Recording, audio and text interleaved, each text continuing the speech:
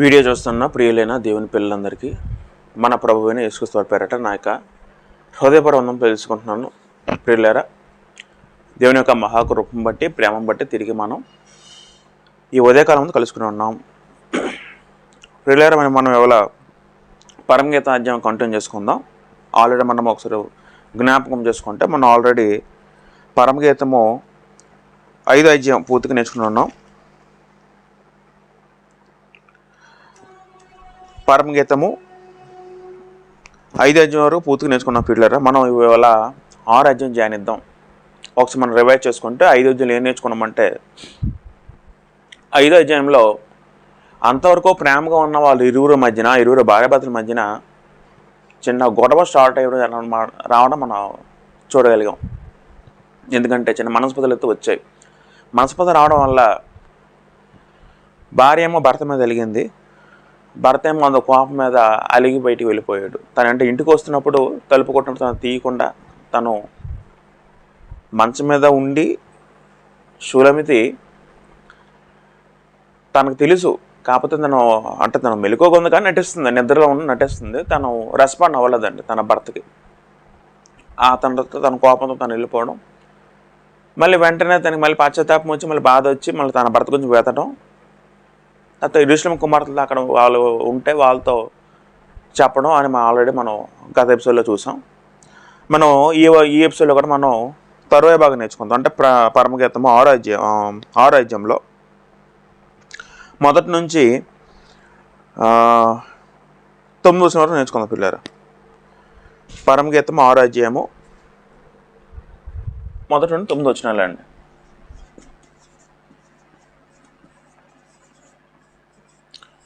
ఆరవ అధ్యాయం ఎవరన్నా 6వ అధ్యాయంలో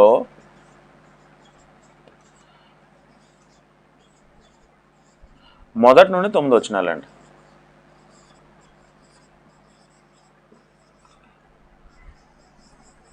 రైట్, 9 వచనాలు. ఎందుకంటే వాస్తవానికి 6వ అధ్యాయంలో మొత్తం 13 వచనాలు ఉన్నాయి. మనం ప్రతి పాఠం కూడా ఎలా నేర్చుకుంటున్నాం పిల్లరా, ఒక సందర్భం నేర్చుకుంటున్నాం. అంటే ఇదంతా కలిపి ఒక సన్నివేశం. అంటే పరమగీతం అనేది మనం ఆల్రెడీ నేర్చుకున్నాం కాబట్టి అది కంటిన్యూస్గా కొనసాగుతుంది. కాకపోతే అది ఒక పాటల సముదాయం కాబట్టి, అంటే ఇదొక సన్నివేశం, ఇంకో భాగం మరొక సన్నివేశం, ఒక్కొక్క సన్నివేశంలో ఏం జరిగింది దాన్ని బట్టి మనం ఆలోచించుకుంటూ వెళ్తున్నాం. దేవుడు మనకి ఏం చెప్పదలుచుకున్నాడో మనం ఒక్కొక్కటి అధ్యయనం చేసుకుంటూ మనం వెళ్తున్నాం. రైట్, మన అధ్యయనంలోకి వెళ్ళిపోదాం, ధ్యానిద్దాం. పరమగీతం 6వ అధ్యాయం కలిసి పిల్లారా, అక్కడ 6వ అధ్యాయం మొదటి చదువుకుని పిల్లారా. స్త్రీలలో అధిక సుందర వగదాన, నీ ప్రియుడు ఎక్కడికి పోయినో, అతడు ఏ దిక్కునకు తిరిగానో, మన పోయి అతన్ని వెతుకుదము రమ్ము అని ఒక వచనం ఉంటుందండి. వాస్తవానికి ఈ వచనం మాట్లాడేది ఎవరంటే యెరూషలేము కుమార్తెలు. నేను మీకు ఆల్రెడీ మొదట్లోనే చెప్పాను, ఏ వచనం ఎవరు చెప్తున్నారో మీరు ఒక పెన్ వాడమని చెప్పానండి. మీరు ఏ రంగు అయితే చూస్ చేసుకున్నారో ఆ రంగు అండర్లైన్ చేసుకుంటే మనకు అర్థమవుద్దని. పరమగీత అంతా కూడా రకరకాల క్యారెక్టర్లు ఉంటాయి. ఒక్కొక్క క్యారెక్టర్ ఒక్కొక్క వచనం చెప్తుంది, మనం ఆల్రెడీ నేర్చుకున్నాం. అందుకే ఒక్కొక్క పెన్ వాడమని కూడా చెప్పాను. నేను కూడా నా బుక్లో ఒక్కొక్క క్యారెక్టర్కి ఒక్కొక్క పెన్ వాడానండి. కాబట్టి 6వ అధ్యాయం మొదటి వచనంలో ఈ మాట అంటుంది ఎవరంటే యెరూషలేము కుమార్తెలు అంటారు. అంటే బ్యాక్గ్రౌండ్ కోరస్ అనుకోండి. కోరస్ అంటే తెలుసు కదా, బ్యాక్గ్రౌండ్ సౌండ్ చేసేవాళ్ళు. స్త్రీలలో అధిక సుందరదాన్ని ఎవరితో అంటున్నారు? షూలమితితో అంటున్నారండి. అంటూ నీ ప్రియుడు ఎక్కడికి పోయినో, అయితే ఇవన్నీ చెప్పింది కదా యెరూషలేము కుమార్తెలతో, నా ప్రియుడు ఇలాగ వెళ్ళిపోయాడు. వాళ్ళు అడుగుతున్నారు ఎక్కడికి పోయి ఉంటాడు అని అడిగితే, అతను ఏ దిక్కునికి తిరిగానో మన పోయి అతను వెతుకుదాం అమ్మో, అయితే మా అందరూ కలిసి వెతుకుదాం అని వాళ్ళు కూడా సహాయం చేస్తున్నట్టు తనతో మాట్లాడుతుంటే మాకు అర్థమవుతుందండి. యెరూషలేము కుమార్తెలు ఎవరితో? షూలమితితో. నీతో పాటు మేము వస్తాం వెతుకుదామని అక్కడ చెప్పడం జరుగుతుందండి. ఇక్కడ జాగ్రత్త గమనిస్తే షూలమితి తన భర్త మీద అప్పుడు అలిగినా కోపం వచ్చినా సరే కనబడిపోయేసరికి ఎంత పరితపించిపోతుందో తన భర్త మీద, ఎంత ప్రేమ ఉందో, ఎంత గాఢమైన ప్రేమ ఉందో ఆలోచించండి. పాపము ఈ ప్రేమలో పడి ఎక్కడికి తప్పిపోయాడని బయటికి తిరిగి వెళ్ళి పాపము దెబ్బలు కూడా తిందండి. మనం నేర్చుకునే కదా గత అధ్యాయంలో కావలి వారు ఆమెను చూసి ఆమె పై వస్తువును దొంగిలించే పదం కూడా మనం చూసాం. అంటే బహుశా అర్ధరాత్రి ఎవరైనా తిరిగితే ఎవరైనా ఏమనుకుంటారండి, రోడ్డు మీద ఆవిడ ఏదో చెడ్డశ్రీ అనుకుంటారండి. ఆ అనుకోవడం మూలాన పాపం ఆవిడని కొంత కొట్టారు, ఇంకా చేరు కూడా లేక అసభ్యంగా ప్రవర్తించారు కూడా. కాకపోతే మరి ఈవిడ టెన్షన్ వేరు. షూలమితి తన మైండ్లో ఏంటంటే నా భర్త ఎటు వెళ్ళిపోయాడని తన భర్త గురించి ఆలోచిస్తుంది తప్ప మరి ఇతరుల గురించి ఆలోచించట్లేదండి. మరి తనకి ఏం జరిగి పట్టించుకోవట్లేదు కూడా. తను టెన్షన్ పడిపోతుంది. సాధారణంగా మనం ఈ కాలం కూడా చూస్తూ ఉంటాం కదండి, భర్త ఇంటికి తొందర అయిపోయేసరికి చాలామంది భార్యకి భయం వేస్తాను. ఫోన్ చేస్తూ ఉంటారు. అందరికీ సరే, ప్రతి కుటుంబంలో జరిగేదండి. ఏమైపోయాడో ఒక టెన్షన్ ఆతృత ఉంటుంది కదండి. అంటే అక్కడ అదొక ప్రేమ అండి. అంటే ప్రేమలో అంటే భార్య భర్త రిలేషన్లో అది ఉండాలండి. భార్య ఎటు వెళ్ళిపోయినా, భార్య లేటుగా వచ్చినా, ఆఫీస్కి వెళ్ళి వచ్చినా, భర్త ఆఫీస్కి వెళ్ళి లేటుగా వచ్చినా, ఎవరు కనబడిపోయేసరికి ఇద్దరు కమ్యూనికేషన్ ఉండాలండి. కొంతమంది కమ్యూనికేషన్ తక్కువ ఉంటుంది, లెస్ కమ్యూనికేషన్ ఉంటుంది భార్య భర్తల మధ్యన. భార్య భర్తల మధ్య కమ్యూనికేషన్ ఎక్కువ ఉండాలి. అంటే ఇవన్నీ కూడా మనం దేవుడు ఎందుకు ఇవన్నీ పర్టికులర్ ప్రతిదీ రాయించి ఇచ్చాడంటే భార్య భర్తలు ఇలాగ ఉండాలి, ఇలాగ ఉంటే ఆ బంధం పటిష్టంగా ఉంటుందని చెప్పడం దేవుని ఒక ఉద్దేశం అండి. రైట్.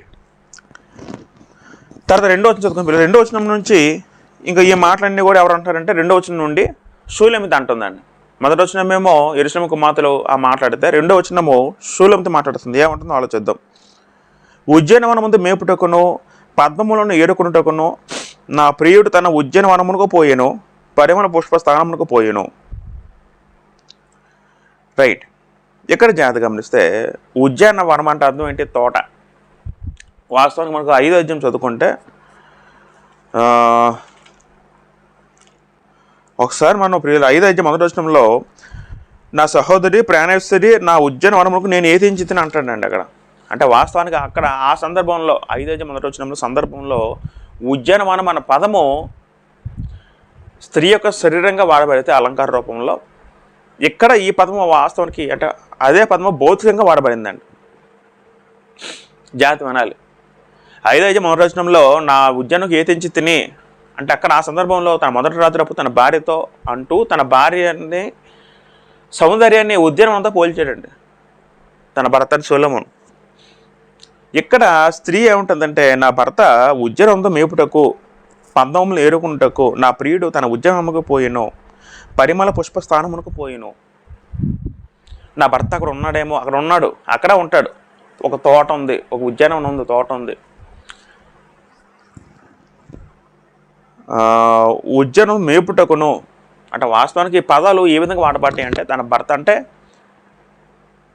వీళ్ళిద్దరు బహుశా ఎక్కువగా కలుసుకున్న ప్లేస్ అక్కడ, అంటే ఎక్కువగా ఉండే ప్లేస్ అండి. వాస్తవానికి ఈయన రాజు, ఈయన మేపడానికి ఈయన పనివాడు కాదు కదండి. అంటే అంటే కవితా భాషలో ఇవన్నీ అలాగ ఉంటాయండి. జాగ్రత్త గమనించండి. రాజు యొక్క పరిపాలన వేరే ఉంటుంది, రాజు అంటే ఆయన అధికారం వేరేగా ఉంటుంది. అవునా కదండి. అంటే ఇక్కడ ఉద్యానవనం ముందు మేపుటకు అంటే అర్థం ఏంటంటే పిల్లలు అంటే వీళ్ళిద్దరు ముందు ఎక్కువగా ఇటు కొంతమంది కొన్ని ప్రదేశాలు ఉంటాయండి భార్య భర్తలకి, కొంతమంది కొన్ని ప్లేసెస్ ఉంటాయండి. అంటే వాళ్ళు ఎక్కువ వెళ్ళే ప్లేసు. మనం కూడా జీవితంలో కొంత మంచి ప్లేస్లు ఎన్నుకుంటాం కదండి. ఈ ప్లేస్లు ఎక్కువ అంటే ఒక పార్క్ లాగా అక్కడ ఎక్కువ టైం కేటాయిస్తూ ఉంటారు అక్కడ. అలాగే వీళ్ళిద్దరు కలుసుకునే చోటు అంటే ఇప్పుడు భార్య భర్త అయినప్పుడు కూడా వీళ్ళిద్దరు ఒక కలుసుకుని ఒక ఉద్యానవనం ఉంది, ఆ ప్లేస్ ఉంది, అక్కడ ఉంటాడేమో అని తను అందండి.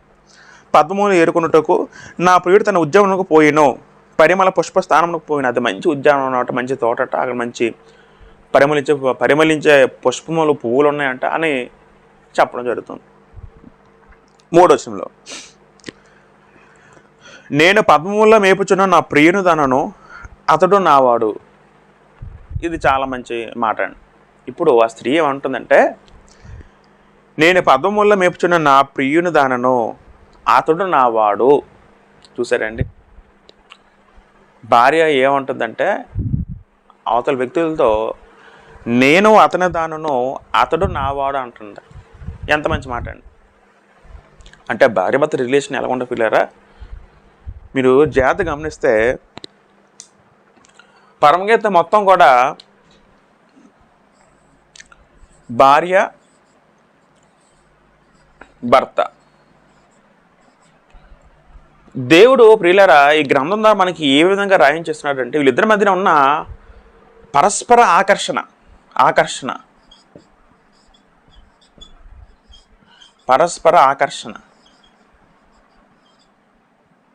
తర్వాత వీరి మధ్యన ఉన్న గాఢమైన ప్రేమ అండి.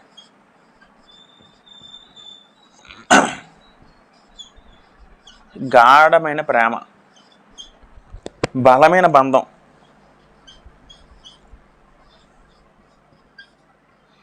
బలమైన బంధం ఇవన్నీ కూడా ఎలాగుండాలో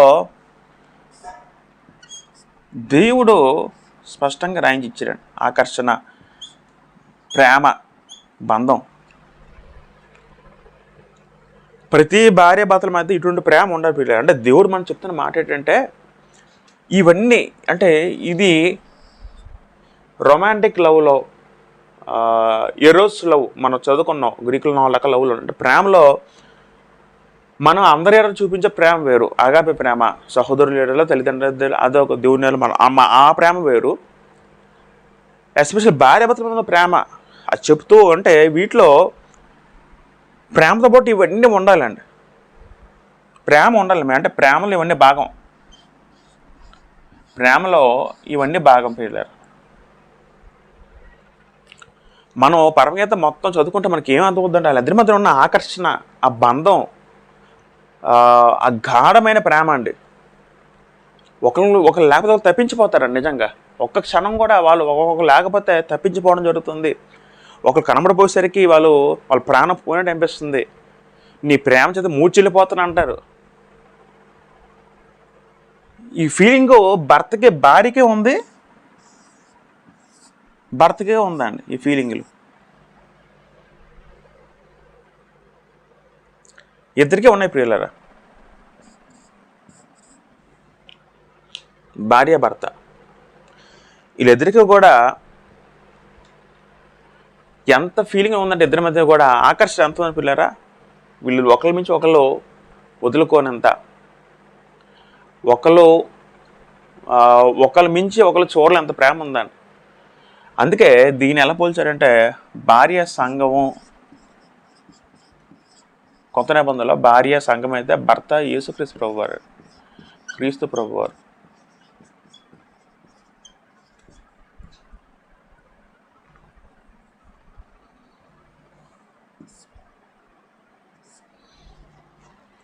ఎఫెసీ 5:22లో భార్య భర్త లోపల క్రీస్తు సంఘం ప్రేమిస్తున్నట్టు, క్రీస్తు సంఘం ప్రేమించినట్టు ఆ పదం ఉంటుందండి. అంటే క్రీస్తు ప్రభు సంఘాన్ని ఎంత ప్రేమించాడంటే పిల్లరా, గాఢంగా ప్రేమించాడు. గాఢంగా ప్రేమించడం, అమితంగా ప్రేమించడం. ఎంత ప్రేమ అంటే ఇప్పుడు ఒక వ్యక్తిని మనం ప్రేమిస్తున్నాం అనుకోండి, మనం ఏం చేయగలం? ఆ వ్యక్తి కోరుకుంది ఇవ్వగలం. ఇంకా ఒక వ్యక్తి మీద మనం ప్రేమ చూపిస్తుంటే మనం ఆ ప్రేమకి గుర్తు ఏమైనా ఉందండి? ఆ వ్యక్తి ఉదాహరణకి అవతల వ్యక్తి కోరుకుంటే వాళ్ళు నచ్చిన వస్తువులు మనం కొనివ్వడం, వాళ్ళకి నచ్చిన పనులు మనం చేయడం, అంతమించి ఇంకేమైనా ప్రేమ సూచుకుందండి?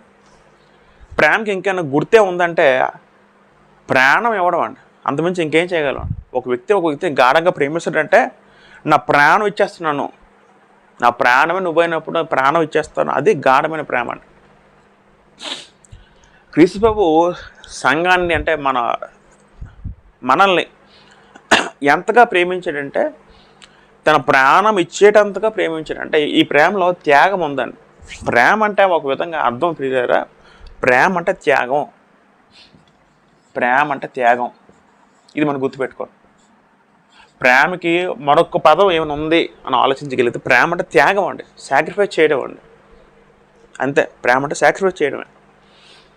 సాక్రిఫైస్ చేసే మనసు ఉన్నప్పుడే నిజమే ప్రేమ అండి. అది సాక్రిఫైస్ చేసే మనసు లేనప్పుడే నిజమే ప్రేమ కాదండి. క్రీస్తు ప్రభు సంఘాన్ని ఎంత ప్రేమించాడంటే తన ప్రాణం ఇచ్చేటంతగా ప్రేమించాడండి, హృదయపూర్వకంగా ప్రేమించాడు. భర్త భార్య కూడా ఎలా ప్రేమించాలంటే భర్త భార్యని తన ప్రాణం ఇచ్చేటంతగా ప్రేమించాలండి. ఇంకా 1 కొరింథీ 13లో ప్రేమ గురించి అనేక మాటలు ఉంటాయండి.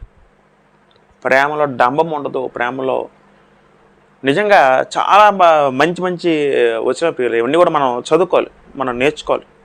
ఇది మీకే కాదు, నేను కూడా నేర్చుకోవాలి. అందరూ నేర్చుకోవాలి. వివాహితులందరూ నేర్చుకోవాలండి.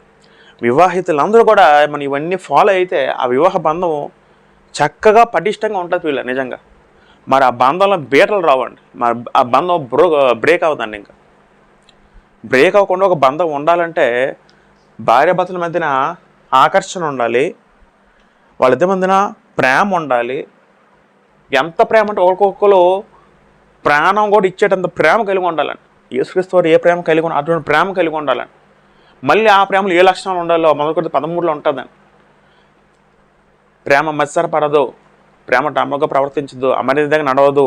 ఇవన్నీ ఉంటాయండి ప్రేమలు. అవన్నీ మనం కలిగి ఉంటే బంధం బలంగా ఉండాలండి. బంధం ఈ 3 కలిగి ఉంటే పిల్లరా ఆ భార్యాభర్తల బంధం అనేది ఆ సంసారం పచ్చగా ఉంటుందండి, సురక్షితంగా ఉంటుందండి భూమి మీద. రైట్, మనం చదువుకోండి పిల్లరా. 3వ వచనంలో, నేను పద్మంలో మేపుచున్న నా ప్రియుని దానను, అతడు నావాడు. అయితే అక్కడ ఉంటాడు నా భర్త, నేను అక్కడికి వెళ్తాను అని అతను చెప్పడం జరిగింది.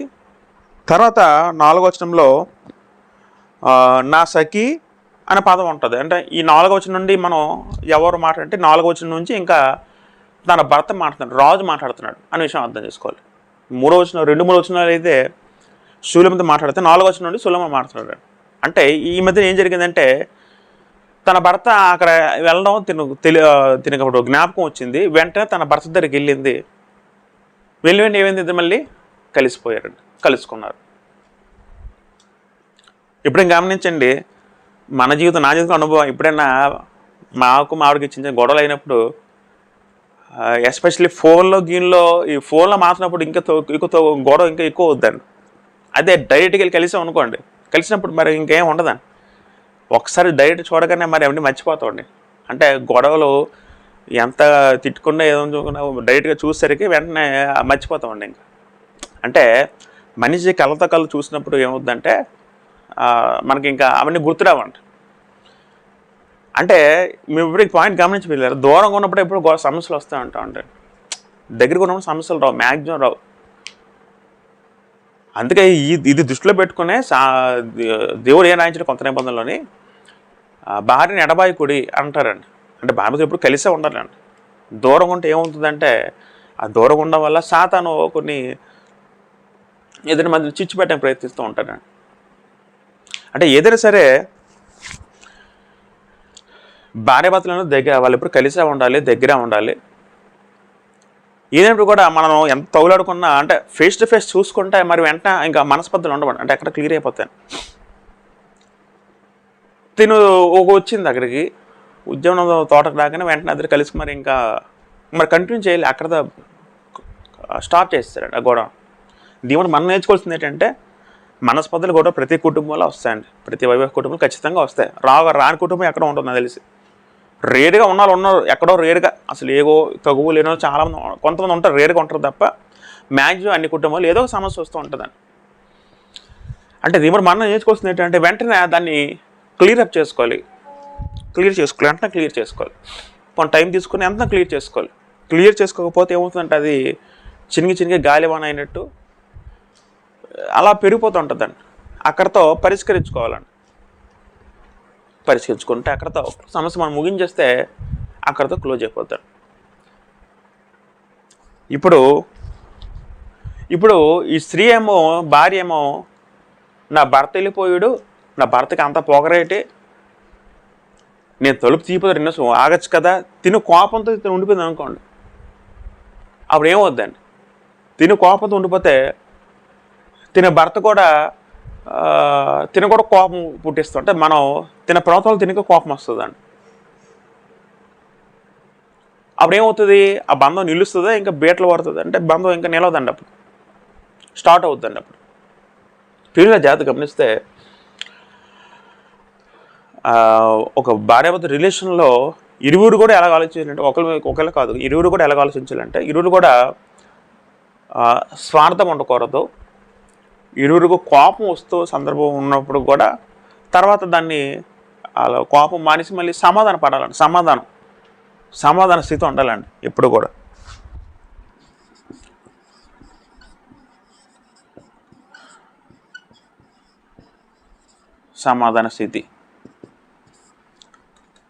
సమాధానం ఉండాలండి. అసలు సమాధానం లేకపోతే ఆ గొడవలకు మూలం ఏంటండి? గొడవలకి ఎక్కువ కారణం సమాధానం లేకపోవడం, గొడవలు ఇంకా ఎక్కువ అవుతాయండి.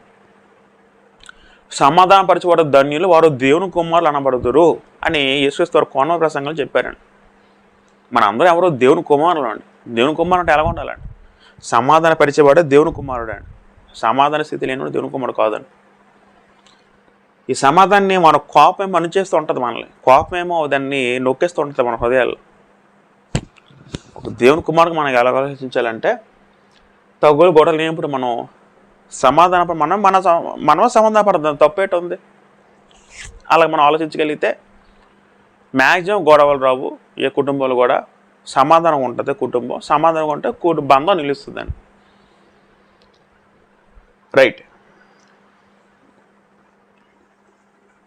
4వ వచనంలో, నా సఖి నీవు తిర్సా పట్టణం వల్ల సుందరమైన దానవు, యెరూషలేమంత సౌందర్యవంతురాలవు, టెక్కములు నెత్తిన సైన్యముల భయం పుట్టించిన దానవు. ఇక 4వ వచనం నుండి భర్త మాట్లాడుతున్నాడు, రాజు సొలొమోను ఏమంటాడంటే, నా సఖి, నా ప్రియురాల, నీవు తిర్సా పట్టణం వలె.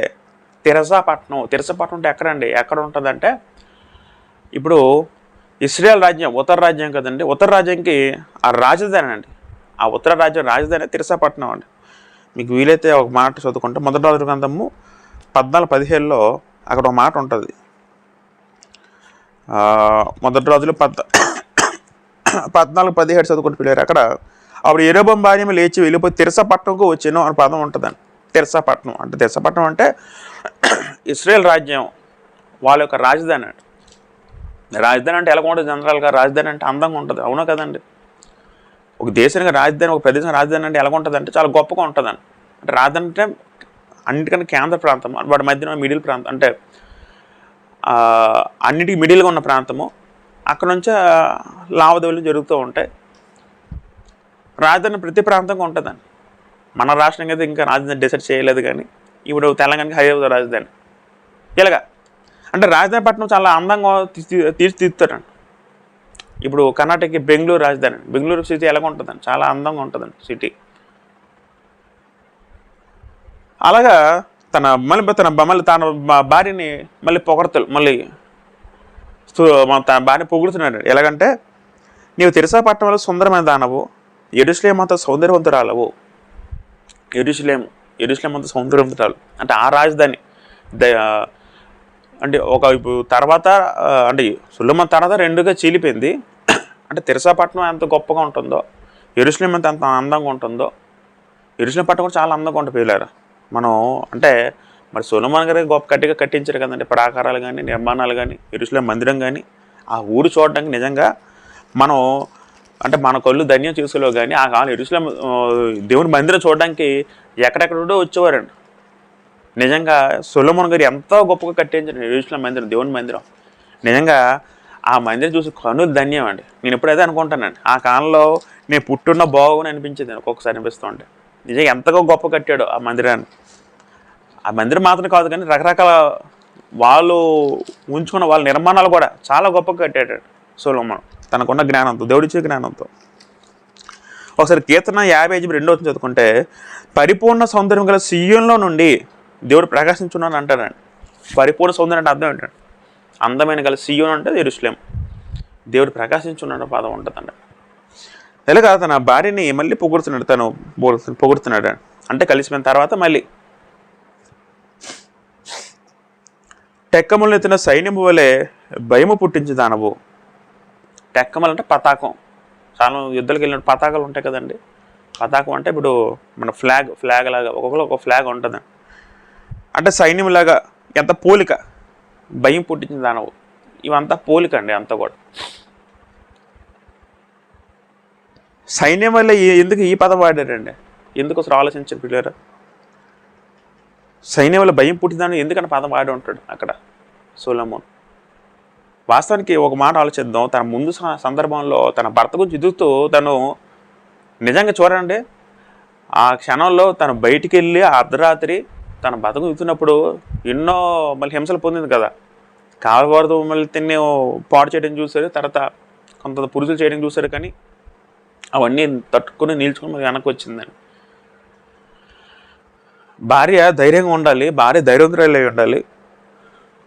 అట్ ది సేమ్ టైం ప్రేమ కలిగి ఉండాలి. అంటే ఇవన్నీ లక్షణాలండి, బాగా ఉత్తమ స్త్రీకున్న లక్షణాలు. తర్వాత 5వ వచనంలో ఇంకా మళ్ళీ కంటిన్యూ చేస్తున్నాడు భర్త. నీ కనుదృష్టి నా మీద ఉంచుకము, అది నన్ను వశపరుచుకొనును. నీ కనుదృష్టి నా మీద ఉంచుకోము అంటే వశపరుచుకోవడం అంటే అది ఎలాగా జనరల్గా కళ్ళతో బట్టి ఎవరైనా సరే అంటే ఆకర్షణ, వాంఛ, లైంగిక వాంఛ, ఆకర్షణ అనేది ఉండాలి. నీ తల వెంట్రుకలు గిలాద పర్వత మేఘమంత్ర పోలియో అనేవి మనం ఆల్రెడీ నేర్చుకున్నాం. ఆల్రెడీ 5వ అధ్యాయంలో ఈ వర్ణంతా మరి రెండోసారి మరి వర్ణిస్తున్నాడు. మనకు తెలుసు గిలాద పర్వతం మళ్ళీ మేకల మంద పోలియో అనేవి, నేను తల వెంట్రుకలు, నీ పలు వరుస కత్తిరేయబడినవి, కడుగు వేయబడి పైకి వచ్చినవి, జోడు పిల్ల కలిగి ఒకదాన్ని ఒకటి పోగొట్టుకున్నాక సుఖంగా ఉన్న గొర్రెల కుదుపులు పోలియో అనేవి. ఆల్రెడీ అంతా మనం చెప్పాను, మరి కంటిన్యూ చేయను. మళ్ళీ ఈ పలు వరుసల గురించి పోగొడుతున్నాడు, మళ్ళీ తల వెంట్రుకలు పోగొడుతున్నాడు. తర్వాత 7వ వచనంలో నీ ముసుగుండి నీ కన్నెతలు చెక్కిళ్ళు ఇచ్చిన దానిమ్మ ఫలం అంటే దానిమ్మ ఫలంగా అగపడుచున్నావు, దానిమ్మ పండులాగా నీవు ఇచ్చిన ఫలంలో అగపడుచున్నావు అంటాడు ఇక్కడ. 8వ వచనం జాగ్రత్తగా చేసిన 8వ వచనంలో 60 మంది రాణులను 80 మంది ఉపపత్నులను లెక్కకు మించిన కన్యకలను గలరు. జాగ్రత్త వినాలి. ఇక్కడ ఏమంటారంటే సొలొమోను రాసింది సొలొమోను కదండి, రాసింది సొలొమోను. ఇక్కడ ఏమంటాడు సొలొమోను 60 మంది రాణులు 80 మంది ఉపపత్నులు అంటాడండి. 60 మంది రాణులు 80 ఉపపత్నులట. మళ్ళీ లెక్కకు మించి కన్యకలు కలరు అంటారండి. 80 కదండి, 60 80 ఉపపత్నులు.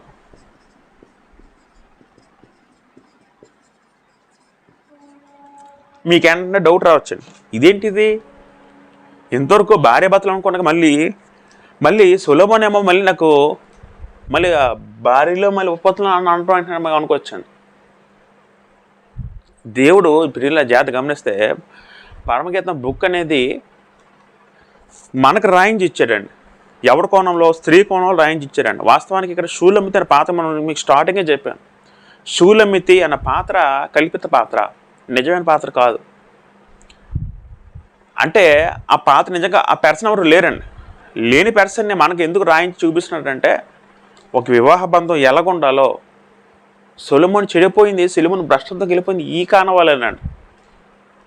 తన బహుభార్యతలు తను చెడిపోయి తన జీవితం భ్రష్టత్వంలో గెలిపోయిందండి బహుభార్యత్వం వల్ల. మరి తన పాపను తన ఖండించుకోలేకపోయాడు, ఆఖరికి భ్రష్టుడైపోయాడు.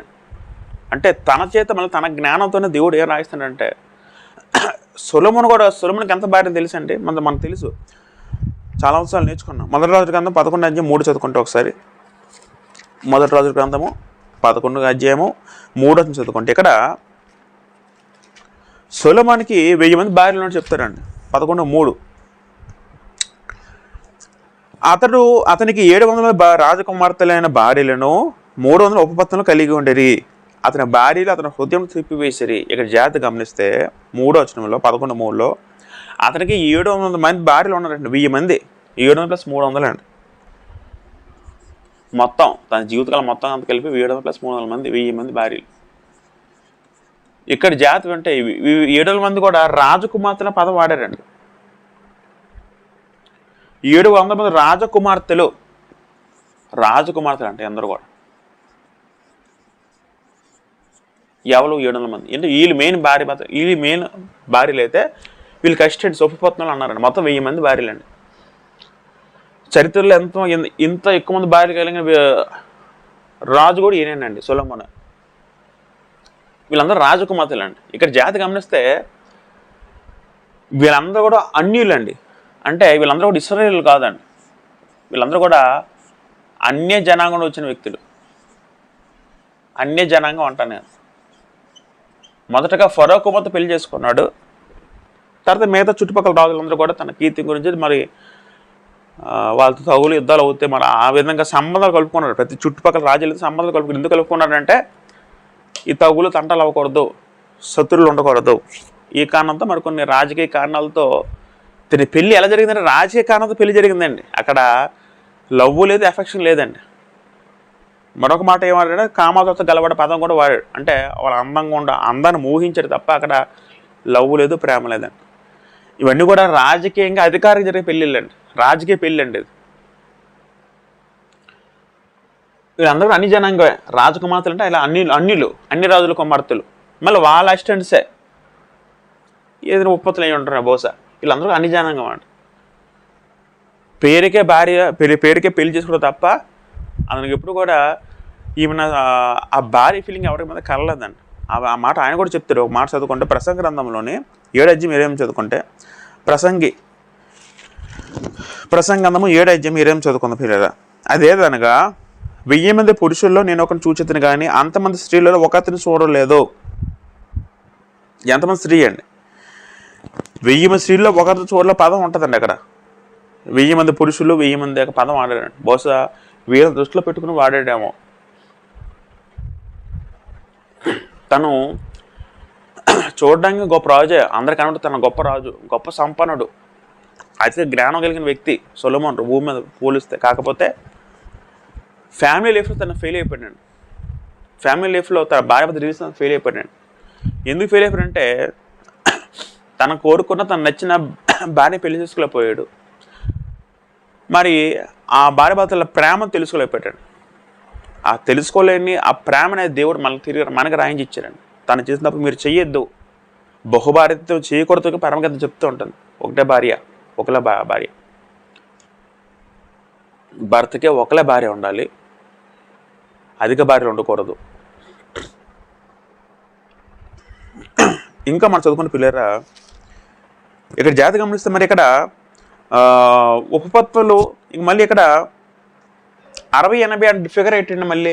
అంటే వాస్తవానికి ఇది రాస్తుంటే మిడిల్ వయసులో రాసాడు కదా పరమగీతం బుక్ అనేది. అప్పటికి తనకి ఇంకా 60 మంది రావలే, ఇంక 7 మంది ఇంకా ఇప్పుడు ఇంకా అంతమంది అవ్వలేదు. ఇంకా స్టార్టింగ్ అప్పటికే తనకి అంత భార్యలు ఉన్నారు కానీ, అంటే 140 మంది ఉన్నారు కానీ అప్పటికే మనకి ఇంకా ఇంకేమంటాడు అక్కడ. ఇప్పుడు తను చేసుకున్న శూల్యంతో ఎవరితో ఉండదు, తిను ఇశ్రాయేలు రాలండి, జాతి అనాలి. శూల్యపు తిన స్త్రీ ఇశ్రాయేలీరాలు అంటే దేవుని బిడ్డ, దేవుని పిల్లలు, దేవుని సంతానం వచ్చిన వ్యక్తులు.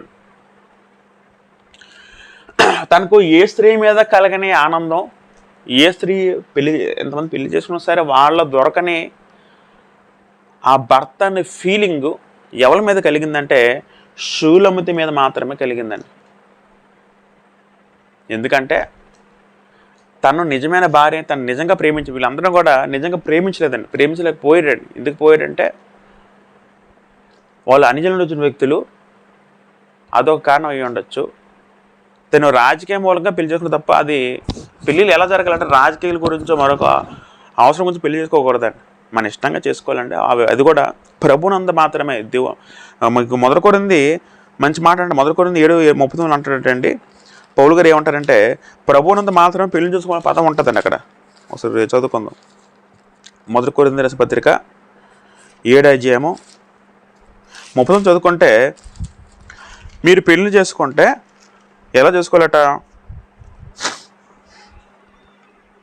భార్య తన భర్త బతికున్న కాలం బొత్తులాలు ఉండను, భర్త మృతి పొందిన ఆమె ఇష్టమైన పెళ్లి చేసుకుంటూ స్వతంత్రాలు ఉండదు కానీ ప్రభువునందు మాత్రమే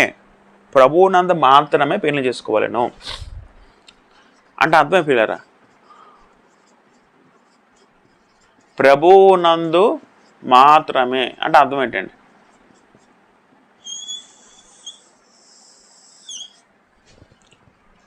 పెళ్లి చేసుకో తప్పులేదు, మంచిదే. కాకపోతే రూల్ ఏంటంటే, ఆజ్ఞ ఏంటంటే ప్రభువునందు మాత్రమే పెళ్లి చేసుకోవాలండి ఎవరైనా సరే. అంటే అర్థం ఏంటండి? ప్రభువునందు మాత్రం అంటే అర్థం ఏంటండి? ప్రభు ఎవరో ఇరువురు వ్యక్తులకు తెలిసిన వ్యక్తులే ఉండాలి, ఇరువురు క్రీస్తునందు వ్యక్తులే ఉండాలి, అప్పుడు మాత్రం పెళ్లి చేసుకోవాలండి. అప్పటికీ వాళ్ళకి రూల్ ఉంది, అనిసరి పెళ్లి చేసుకో వాళ్ళకి రూల్ ఉంది. కొత్త మనకు రూల్ ఏంటంటే ప్రభుత్వం మాత్రం పెళ్లి చేసుకోండి. అర్థం ఏంటంటే ఇరువురు కూడా క్రైస్తులే ఉండాలి.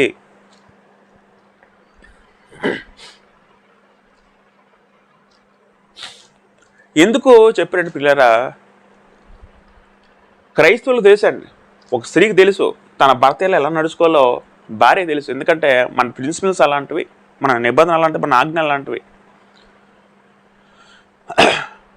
ఒక స్త్రీ క్రైస్తవురాలు అయితే, చిన్నప్పటి క్రైస్తవురాలు అయితే తను నేర్చుకున్న దేవుని జ్ఞానం బట్టి దేవుడు ఏవైతే మాటలు రాయించాడో అవన్నీ కూడా తన మనసులో పెట్టుకుంటుందండి. ఆ ప్రకారం నడుస్తుందండి. భర్తీరడాలు ఎలా ఉండాలి, సంసారం ఎలా చేయాలి, ఇంట్లో అందరూ ఎలా నడుచుకోవాలి, ఇవన్నీ కూడా గ్రంథాలు దేవుడు చక్కగా రాయించి ఇచ్చానండి. భర్త కూడా చిన్నప్పటి నుంచి క్రైస్తవుడే ఉంటే తను నేర్చుకున్న బైబుల్ దేవుని గ్రంథం జ్ఞానం బట్టి భార్యలు ఎలా ఉండాలి, భార్యను ఎలా ప్రేమించాలి, ఇవన్నీ తను నేర్చుకుంటాడండి. వీళ్ళకి యేసుక్రీస్తు వారు ఎవరో తెలుసు, యేసుక్రీస్తు మాదిరి తీసుకుని నడుస్తున్న వ్యక్తులు వీళ్ళ మధ్య పెళ్లి చేసుకుంటే ఆ బంధమే దేవుడు యాక్సెప్టబుల్గా ఉంటుంది తప్ప అన్ని జనంగా చేశారు అనుకోండి. ఉదాహరణకు భార్య అన్యుడు వచ్చిన వ్యక్తి అనుకోండి, వీడికి క్రీస్తు ఎవరో తెలియదు, క్రీస్తు సిద్ధాంతాలు తెలియవు, తిను అన్ని జనంగా వచ్చి మళ్ళీ వాళ్ళ భర్త ఎలా ఉండాలో తెలియదు, మళ్ళీ మతాచార సిద్ధాంతాలు ఉంటాయి, వీళ్ళకి మత సిద్ధాంతాలు ఉంటాయి, మొత్తం అస్తవ్యస్తం అయిపోతాను. ప్రియులారా, మరొకసారి నేను నా యొక్క విన్నపం ఏంటంటే, దయచేసి క్రైస్తవులు ఎవరు కూడా డబ్బు గురించో, ఉద్యోగం గురించో, మరే ఇంకా అవసరం గురించో ఎట్టి పరిస్థితుల్లో అన్యుల్ని పెళ్లి చేసుకోవద్దండి. చేసుకుంటే మీ జీవితం నాశనం అయిపోతుంది ప్రియులారా. నేను ఖచ్చితంగా చెప్తున్నానండి. నాకు కొన్ని కుటుంబాలు తెలుసు, నేను కళ్ళ చూస్తున్నాను. అన్య స్త్రీలు పెళ్లి చేసుకుని, అన్య మతస్థులు పెళ్లి చేసుకుని చాలా కుటుంబాలు నాశనం అయిపోయాయండి. దయచేసి మీరు పెళ్లి కన్నా యువకులు అయితే మీరు ఎట్టి పరిస్థితులు కూడా క్రైస్తవుల్ని పెళ్లి చేసుకోవాలండి. క్రైస్తవులు క్రీస్తు సంఘంలో మాత్రం ఉన్న వాళ్ళు పెళ్లి చేసుకోండి. క్రీస్తు సంఘంలో ఉన్న వాళ్ళే ఉండి వాళ్ళు భక్తి పరులైతే పెళ్లి చేసుకోండి. అలా ఉంటే ఆ కుటుంబం చాలా బాగుంటుందండి. దేవుడు ఆశీర్వదిస్తారండి నిజంగా. అయితే ఇక్కడ సొలొమోను ఏమంటారని పిన్నారా, నా పావురము నా నిష్కలంకులు ఒకటే అంటాడండి. ఎంతమంది చేసుకుని సరే నా దృష్టిలో నేను భార్యగా అనుకుంటున్న వ్యక్తి నువ్వు ఒక్కదానివే, నా నిజమైన భార్య నువ్వే, నా పావురము నా నిష్కలంకురాలు, నా పావురం నువ్వే అంటాడు. తన శూలంతో అంటాడు, నా నిజమైన భార్య నువ్వే, నా పావురం నువ్వే అన్న పొగుడుతున్నాడు, చెప్తున్నాడండి అక్కడ. కొంతమంది ఇది అవునండి, చాలామంది దేవునికి ప్రజలకి మధ్యన లేకపోతే క్రీస్తుకు సంఘానికి మధ్యన పరమగీతం రాయించిన చాలామంది భావిస్తూ ఉంటారండి. ఈ పదాన్ని ఎలాగైనా అన్వేషిస్తారు ఒకసారి ఆలోచించండి. ఒకరు క్రీస్తుకు సంఘానికి మా పదాలను ఉంటే ఇక్కడ ఈ పదం ఎలాగ ఆలోచిస్తారండి? అంటే యేసుక్రీస్తు వారి భార్యను ఉన్నట్టు అర్థమా? పోనీ అలంకార రూపంలో మీరు అర్థం చేసుకున్నా అంటే యేసుక్రీస్తు సంఘాలు ఉన్నాయి కదండి, రకరకాల సంఘాలు ఉన్నాయి కదండి, వెన్ను కూడా దేవుడు భార్యలతో పోల్చేయడం మనం అనుకుంటామండి. అది మన తప్పు అండి, మన ఊహలో తప్పు అండి. అది ఒక వచనం తీసుకొని నా ప్రియుడు ధవళవనుడు, ఆ వచనం తీసుకొని ఇంకా చాలా వచనాలు ఉంటాయి, అవన్నీ తీసుకొని అవన్నీ యేసుక్రీస్తు వారు వర్తించి మరి మిగతా వచనాలు ఏం చేస్తారండి? మిగతా వచనాలు అవన్నీ గాలికి వదిలేద్దామండి. ఎప్పుడైనా సరే సందర్భానుసారంగా అర్థం చేసుకోవాలి. గ్రంథాన్ని మనం నచ్చినట్టు అన్వయించుకోకూడదండి. చాలామంది దేవునికి, యూదులకి లేకపోతే క్రీస్తుకి సంఘానికి అనుకుంటారు. కానీ ఇప్పుడు ఈ పదం ఎలాగ వర్తిస్తారు? పోనీ ఈ పదంలో ఇది సొలొమోను గారు, పోనీ ఇది యేసుక్రీస్తు వారు అనుకుంటే యేసుక్రీస్తు వారు ఆ మాట అంటారా, నాకు లెక్కలు కన్యకలు కలరు, నాకు భార్య కలరు ఒప్పుతుంది ఆ మాట అంటారండి. ఇలా అది అర్థం చేసుకోవడం ఎంత తప్పుగా ఉంటుందండి. అది మనం అలా తప్పు అండి నిజంగా. ఈ ఎవడో ఒక బోధకుడు షార్ట్ చేస్తారండి ఇవంతా కూడా. ఒక బోధకుడు ఏదైతే షార్ట్ చేస్తే అలాగే గుడ్డగా వెళ్ళిపోతాడు. నెక్స్ట్ తర్వాత వచ్చిన జనాంగం కూడా గుడ్డగా ఆ బోధన ఎలా వెళ్ళిపోతారు అంటారండి. దాంట్లో సత్యం ఏంటో ఎవరు గ్రహించరండి. గ్రహించే మనసు అలా రాదండి ఎందుకోగా. అందరూ ప్రతి వచనము మనకి మనం ఒక మాట మాట్లాడితే ప్రతి వచనం సపోర్ట్ చేయాలండి. ఆ మాటకి సపోర్ట్ చేయకపోతే మనం ఆ బోధన మనం కంటిన్యూ చేయకూడదు. ఆ బోధన కంటిన్యూ చేస్తే చాలా తప్పు చేసిన వారు అవుతాం అండి. ఆమె తన తల్లికి ఒకతే కుమార్తె, కన్నతల్లికి ముద్దు బిడ్డ, స్త్రీలు తాను దూచి ధనురాలు ఉందరు అంటారండి. రాణుల ఒప్పందం దాన్ని పొగడదురు. ఆఖరికి రాణు ఒప్పతులు కూడా శూలంతో పొగడారండి. నువ్వే నిజమైన భార్యవి, నిజంగా నా భర్త అంటే సొలొమోను నిన్నే ఎక్కువ ప్రేమిస్తున్నాను, వాళ్ళు కూడా ఒప్పుకున్నారు ఆఖరికి. ఆ విధంగా ప్రియులారా మనం ఆలోచించగలిగితే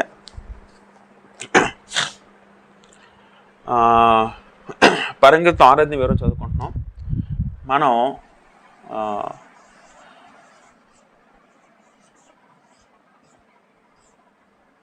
వివాహ తర్వాత వివాహం తర్వాత అడ్డంకులను అధిగమించడం అనే టైటిల్ పెట్టుకోవచ్చు. అడ్డంకులను అధిగమించడం.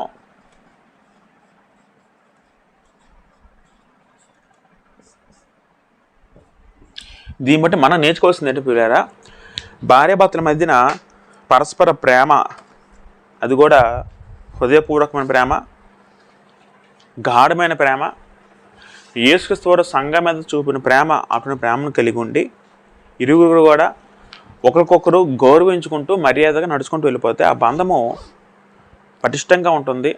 ఇంకా కుటుంబం మధ్య ఎటువంటి సమస్య రాదు.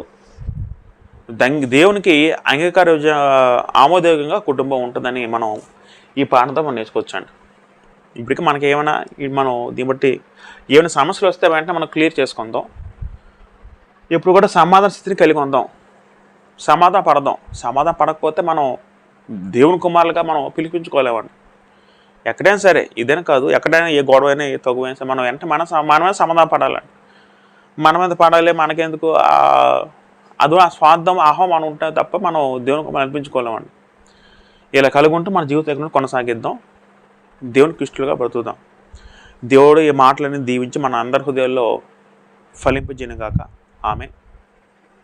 అందరికీ వందనాలు తెలియజేసుకుంటూ మరొకసారి మనం ప్రభు చిత్తం అయితే మరొక ఎపిసోడ్లో కలుసుకుందాం. అందరికీ వందనాలు.